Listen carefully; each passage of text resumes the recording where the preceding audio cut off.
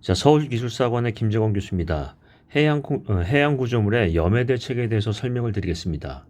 자, 먼저 하기 전에 염해에 대한 부분에서 대책하니까 이게 유형은 어떻게 접근하죠? 유형은 문제점 유형이죠. 문제, 그 다음에 원인, 대책 이런 부분을 이제 풀 수 있고요.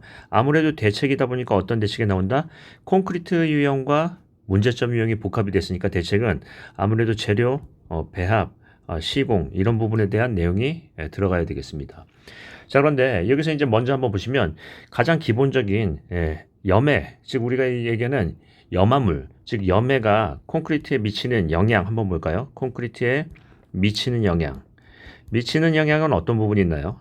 영향에 대한 부분은 기본적으로 굳지 않은 콘크리트의 영향, 그 다음에 굳은 콘크리트의 영향 할 수 있어요. 즉 굳지 않은 콘크리트도 있지만 굳은 콘크리트도 있지만 굳지 않은 콘크리트도 있다. 자, 굳지 않은 콘크리트는 어떤 부분이에요? 응결 시간을 촉진한다. 응결 촉진. 우리 이제 촉진제가 염화물 계열이죠. 반응 속도를 증대시키고요. 그 다음에 굳은 콘크리트에서는 어떻게 돼요? 굳은 콘크리트에서는 염해 부식, 이게 아무래도 촉진을 하다 보니까 어떻게 된다? 단기에 강도를 확 올리니까 장기에는 강도가 떨어지죠. 그래서 장기 강도는 저감시키는 부분이 있고요. 또요, 건조 수축의 문제도 있고 건조 수축도 증가를 하고요. 또 어떤 부분이 있죠? 가장 중요한 철근의 부식이 있어요. 철근 부식. 그래서 이제 타겟은 철근 부식이 될 텐데 이 부분을 한번 보겠습니다. 자, 여러분께서 이제 생각해 주실 분이 염해하고 시험 문제 나온 거고요. 해양 구조물의 염해하고 시험 문제 나온 거, 해양 구조물의 염해하고 시험 나온 거, 요 두 가지는 어떤 어감의 차이가 있을까요? 그냥 염해하는 게 아니라 해양 콘크리트에서의 염해, 해양 구조물에서의 염해하면 어떤 어감의 차이가 있나요? 해양 구조물은 여러 가지 이제 복합적인 아주 심각한 환경에 노출돼 있죠. 즉, 우리 염해를 빼고 얘기한다면 어떤 열화가 노출되어 있죠? 화학적 침식, 화학적 침식의 부식과 팽창 중에 팽창이 있죠. 그 다음에 화학적 침식. AAR도요. AAR은 아무래도 알카리 골재 반응이지만 해수가 알카리수에 가깝기 때문에 아무래도 AAR 반응도 촉발이 되고요. 또 뭐가 있죠? 중성화에 대한 부분도 있고요. 화해염중동, 동해. 하여튼 뭐 다 그렇네요. 그래서 이 해양 환경에서는 혹독한 환경이니까 어떤 부분을 해야 된다? 복합열화에 대한 부분을 얘기를 꺼낼 수밖에 없어요. 즉 무슨 얘기냐면 우리가 이제 내용을 보시면 자, 열화는 올라간다. 열화는 혹독해진다. 또요. 내구성은 떨어진다. 내구성은 떨어진다. 그리고 시간은 흘러간다. 시간을 흘러간다라고 하죠. 그래서 잠진 가열 그래프, 잠복기, 진전기, 가속기, 열화기에서 각각에 대해서 상태가 있죠. 잠복기, 진전기, 가속기, 열화기. 근데 가만히 보시면 단일 열화에 대한 부분은 이런 식으로 그래프를 나타낸다는 걸 알 수 있죠. 근데 단일 열화가 있다고 한다면 복합적 열화는 어떻게 하죠? 그 열화의 속도가 더 빠르다. 복합적 요인에 의한 열화는 그 열화의 속도가 빠르고 그 다음에 그 열화에 대한 내구성 저하 속도는 더 빠르다 하는 거죠. 그래서 무슨 얘기냐면 시험 문제 염해한 부분보다는 해양 콘크리트에서 염해하면 복합적인 열화를 얘기할 수밖에 없고요. 따라서 처방, 즉 대책은 어떻게 해야 된다? 복합적인 대책을 가야 돼요. 복합적 대책. 이해되시죠? 그러니까 더 철저히 해야 된다는 그런 얘기예요. 자, 그렇게 하고요. 대책에 대한 부분을 또 이렇게도 표현할 수 있어요. 꼭 재료 배합 시공하지 말고요. 결국은 콘크리트와 철근이 복합 구조물이니까 어떻게 한다? 콘크리트의 방식 방법 또는요 철근의 방식 방법 이렇게 얘기를 할 수가 있죠. 방식 방법 두 가지로 표현할 수 있습니다. 자, 그러면 결론적으로 이런 복합적 열화가 가장 크게 일어나는 곳은 어디죠? 빔할 때 스플래시 존은 가장 염화물도 활발하고 또 H2O, O2 이런 부분에 대한 부분도 노출이 심하기 때문에 가장 부식 속도가 빠르죠. 우리 그림을 그려보면 어떤 그림이 있다? 해비관수.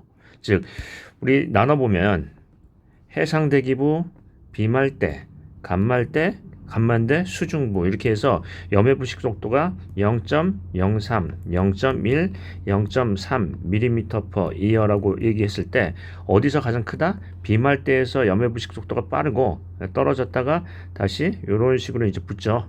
그래서 비말대가 가장 염해 부식 속도가 빠르다라는 걸 알 수 있어요. 따라서 대책이 비말대에 대한 중점 관리 대책이 콘크리트 방식과 철근 방식이 동시에 들어가야 되겠습니다. 맞나요? 하나만 들어가면 안 되죠. 이렇게 혹독한데. 자, 그렇게 하고요. 그 다음에 한번 이런 부분을 보겠습니다. 이런 혹독한 환경에서의 염해가 있다고 한다면 염해에 대한 부분은 보수 보강도 중요하죠. 즉 사전 대책도 중요하지만 사후 대책도 중요할 거예요. 사후 대책에서는 여러 가지를 얘기할 수 있겠지만 우리가 어떤 얘기를 할 수 있다? 예방적 유지 보수. 일단 우리 보수에 대한 부분을 보시면 사전 대책에서는 예방적 유지 보수가 사전 대책으로 들어갈 거예요. 유지 보수. 그 다음에 사후 유지 보수는 말 그대로 사후, 즉 일이 터진다면 하는 거죠. 사후 유지 보수. 그러면 예방적 유지 보수 같은 경우에는 어떤 방법을 얘기를 하는 건가요? 염해를 일어나기 전에 먼저 선제적으로 한다라는 거니까 어떤 부분이죠? 염해가 일어나기 전에 어떻게 한다? 탈염 공정을 거치거나 표면을 씻어내거나 또는요, 뭐 중성화가 생긴다고 한다면 중성화를 안 생기게 알칼리를 함침하거나 이런 방법을 쓰면 되나요? 함침. 그래서 어떤 얘기를 끊을 수 있다? 효과적인 방법으로서의 선제적인 대책, 즉 뭐예요? 예방적 유지 보수를 강조할 수 있어요. 즉 균열 나고 다 한 다음에 보수하고 땜빵하고 하는 게 아니라 선제적으로 한다는 얘기죠. 이해되시죠? 그래서 그런 부분도 얘기할 수 있고요. 또 이런 부분에 대해서 어떤 시기, 선제적인 시기를 가늠하기 위해서 우리가 어떤 기법을 쓴다고 했어요? 뭐가 있죠? 예, 우리가 얘기하면은 여러 가지 기법이 있을 수 있는데 그 중에서 얘기할 수 있는 게 뭐예요? 자산 관리 시스템이라고 있죠. 관리 시스템. 이런 부분에 대해서도 어떤 예산에 대한 집행이나 또는 그 보수에 대한 시기를 가늠할 수가 있다라는 얘기도 했었습니다. 자, 그럼 이제 다시 한번 봐서 정리를 하자면 이게 시험 문제 콘크리트의 염해라고 시험 문제 난 거고요. 또 해양 콘크리트의 염해하고 시험 문제 난 것은 어떤 어감의 차이가 있다고요? 복합 열화 때문에 더 열화의 속도가 빠르고 따라서 어떻게 한다? 복합적인 대책을 수립해야 되는데 어디에다 집중해야 된다? 비말대에 대한 부분 얘기하고요. 그런 다음에 효율적으로 이런 것들이 일어나지 않게 선제적으로 할 수 있는 방법이 뭐다? 우리가 얘기하는 예방적 유지 보수라는 얘기를 하죠. 그래서 이런 부분에 대한 대제목이 키워드로 나와야 되겠습니다. 이걸 그냥 철근의 부식으로 그냥 풀면 어떻게 돼요? 안 되죠. 단일 열화가 아니라 복합 열화를 생각하셔야 돼요. 어디엔가 대제목에 그런 얘기가 나와야 되겠죠. 복합적인 요인에 대한 부분을 잘 생각하시고요. 비말대에 집중하시고요. 복합적인 대책을 수립하는 것을 생각해 보겠습니다. 대제목에는 반드시 전문 용어, 키워드 같은 것을 넣어서 채점자의 시선을 확 잡아주시고요. 자, 이 정도로 마치겠습니다.